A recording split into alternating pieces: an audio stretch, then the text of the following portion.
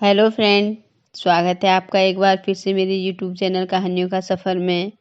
आज मैं आपके लिए एक नई कहानी लेकर आई हूँ, लेकिन उससे पहले अगर अभी तक आपने मेरे चैनल को सब्सक्राइब नहीं किया है तो प्लीज़ मेरे चैनल को सब्सक्राइब कीजिए और साथ ही बेल बटन को प्रेस कीजिए ताकि मेरी आने वाली कहानी आप तक आसानी से पहुँच सके। तो चलिए फ्रेंड्स, शुरू करते हैं हम आज की एक नई कहानी। एक ब्राह्मणी थी जो कि बहुत चतुर थी। उसकी 3 बेटियां थीं। वह सोचा करती थी कि कैसे वह अपनी बेटियों का जीवन सुखी बना सकती है। अगर उसका पति होता तो इन बेटियों के लिए योग्य वर तलाश करता। यदि बड़ा भाई होता तो वह इस काम को करता। अब सारी जिम्मेदारी बेचारी ब्राह्मणी के ऊपर आ गई। एक बार एक संयोग ऐसा बना कि ब्राह्मणी को तीनों बेटियों के लिए 3 युवक मिल गए। वह सोचने लगी कि इन युवकों के साथ विवाह करके मेरी बेटियों को सुख मिलेगा या नहीं, इस बात का पता कैसे किया जाए। उसने एक उपाय सोच लिया। अपनी तीनों बेटियों को बुलाकर उसने कहा, देखो बेटियों, विवाह के बाद जब तुम अपने ससुराल पहुंचो तब एक बात अवश्य याद रखना। जब तुम्हारा पति आए तो लात मारकर उसका स्वागत करना। माँ की बात सुनकर तीनों बेटियां हैरान हो गई और चौंक कर एक साथ बोली, क्या पति का स्वागत पैर के प्रहार से करें? यह क्या कह रही हो तुम? भला कहीं ऐसा भी होता है कि पति का स्वागत पैर से लात मारकर किया जाए? तब चतुर ब्राह्मणी ने बेटियों को समझाते हुए कहा, जैसे मैं कहती हूँ वैसे ही तुम्हें करना है। साथ ही यह भी याद रखना कि अगले ही दिन आकर तुम तीनों मुझे बताओगी कि पैर के प्रहार की प्रतिक्रिया तुम्हारे पति पर क्या हुई। यह सब कुछ मैं तुम्हारे हित के लिए ही कर रही हूँ। मेरी बात को भूलना नहीं। तीनों बेटियां माँ की बात सुनकर चुप रह गई। तीनों बेटियों को माँ ने विदा कर दिया। ससुराल में उनका स्वागत हुआ। तीनों को माँ की बात याद थी। सबसे पहले बड़ी बेटी ने माँ के आदेश का पालन किया। उसका पति जब आया तो उसने उसे जोरों से लात मारी। उसने आश्चर्य से देखा कि उसका पति लात खाकर भी हंस रहा है। पति ने उसका पांव सहलाते हुए कहा, प्रिय, कहीं तुम्हारे पांव में चोट तो नहीं लगी? लाओ, मैं तुम्हारे पांव दबा दूं। मंझली बेटी ने भी प्रथम भेंट के समय माँ के आदेश का पालन किया। जैसे ही उसका पति आया, उसने पूरी ताकत से उस पर पांव का प्रहार किया।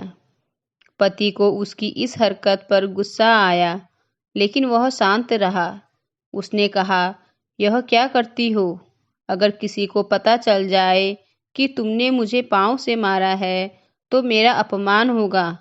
खबरदार, फिर कभी ऐसा गलत काम मत करना। इन दोनों बहनों की तरह सबसे छोटी को भी माँ की बात याद थी। जब उसका पति आया तो उसने भी जोर से लात मारी, लेकिन उसके आश्चर्य का ठिकाना नहीं रहा। पति ने आओ देखा ना ताव उसे पीटना शुरू कर दिया।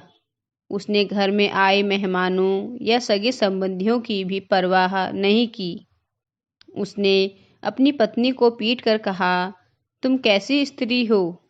क्या तुम्हारी माँ ने तुम्हें यही सीख दी है? खबरदार, अगर फिर कभी ऐसा किया तो तुम्हारी खैर नहीं। तीनों बेटियां अगले दिन माँ के पास आईं।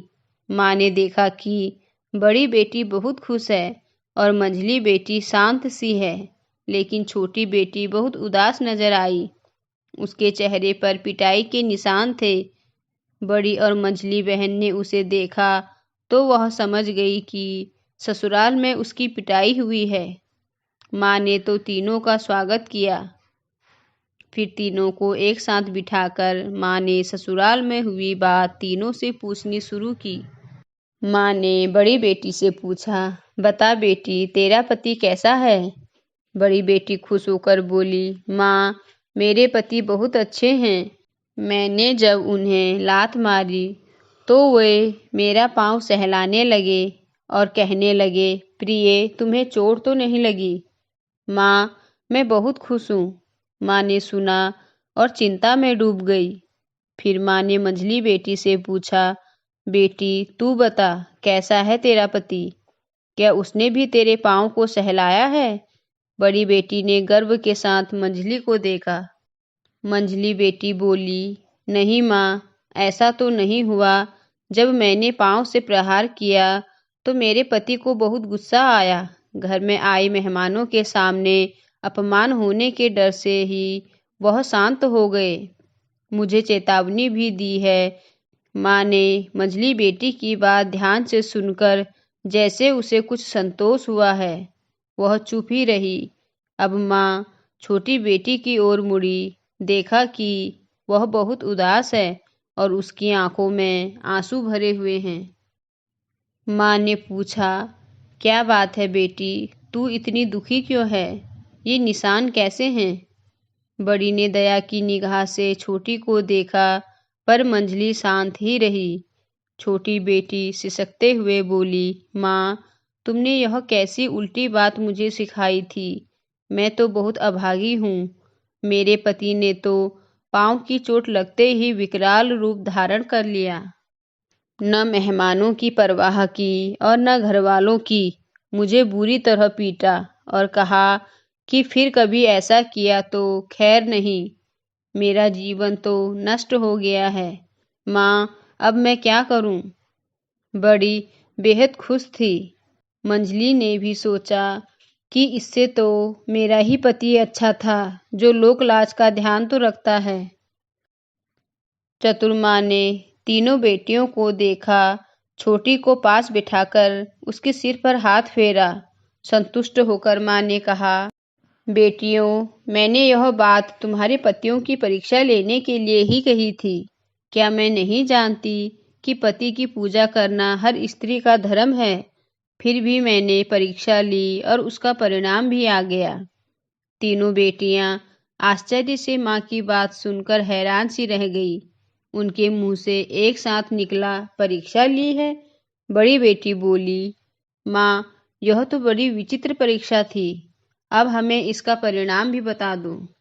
बड़ी को पक्का भरोसा था कि उसका पति उसे जान से भी ज्यादा प्रेम करता है। चतुर माँ ने कहना शुरू किया, इस परीक्षा में मेरी छोटी बेटी सबसे ज्यादा भाग्यशाली सिद्ध हुई है। और माँ ने छोटी को गले से लगाया और तब बड़ी बेटी बोली, यह क्या कह रही हो माँ? छोटी को तो उसके पति ने बुरी तरह पीटा है, फिर भी तुम उसे भाग्यशाली कहती हो। बड़ी को लग रहा था कि माँ अपनी छोटी बेटी का मन रखने के लिए ऐसा कह रही है। भला ऐसे निर्दयी पति की पत्नी भाग्यशाली कैसे हो सकती है? अब माँ ने बड़ी को समझाया, बेटी, तेरा पति तो कायर है, उसमें पौरुष तो है ही नहीं। वह तेरी संकट के समय में रक्षा नहीं कर सकेगा। तू जिसे प्रेम समझ रही है, वह तो निकम्मापन है। भला सोच तो सही, जो पुरुष अपनी पत्नी की लात सहन करके उसे सहलाए, वह पुरुष कैसा?